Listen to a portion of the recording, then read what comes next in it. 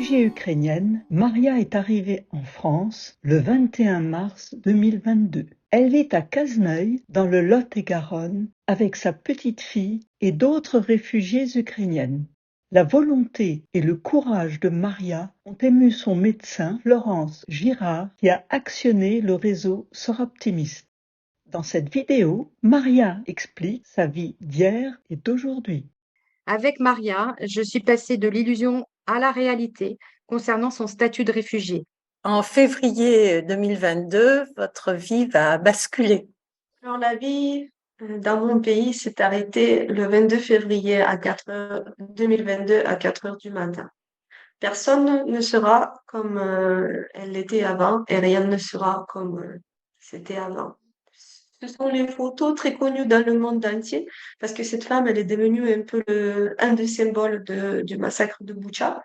C'est une dame qui faisait des ongles à Boutcha et avec l'arrivée des Russes, elle s'est engagée à ramener de la nourriture pour les gens qui sont restés là-bas, à Boutcha.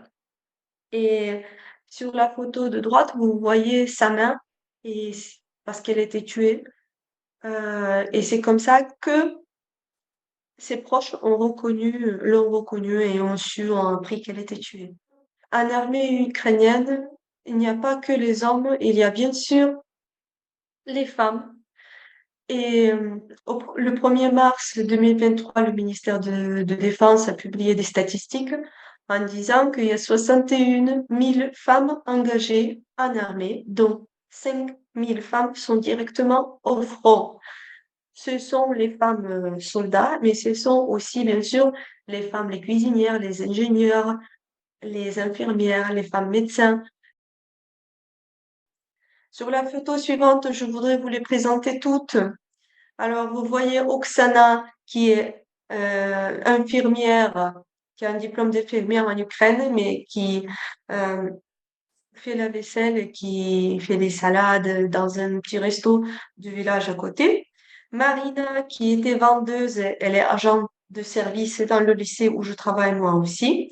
Olena, elle est comptable, elle était comptable, elle travaille dans les serres. Natacha, elle est cuisinière à la base, mais elle travaille dans les serres. Svitlana, avec ses 3 filles, elle est économiste, elle travaille dans les serres. Natalia, qui est juriste, à la base, elle travaille dans un bar d'un petit resto du village à côté. Et là, c'est mon amie Katia, qui était gérante de supermarché à Kyiv, qui n'a pas de travail actuellement. Donc, vous voyez que la situation de ces femmes réfugiées ukrainiennes est bien loin de ce que l'on entend parfois à la télévision et que leur quotidien est cruel. À l'âge de 15 ans, j'ai quitté aussi mon pays. Et ta situation, Marianne, me touche énormément.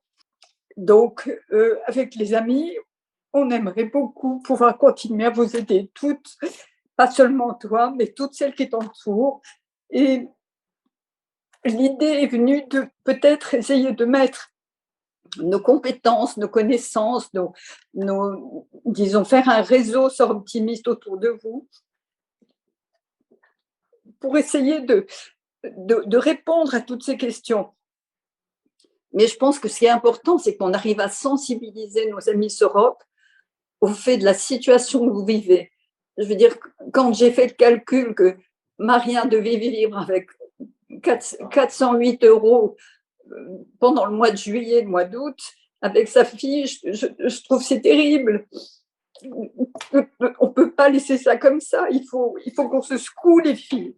Je vous laisse dire le mot de la fin parce que je pense qu'il est fort. Merci Chantal. Je cherchais vraiment très longtemps ce que je pouvais dire à la fin. Et l'idée m'est venue comme ça au cours de notre préparation avec Florence, avec Chantal, avec Sylvie. Et vous savez ce que je voudrais vous souhaiter?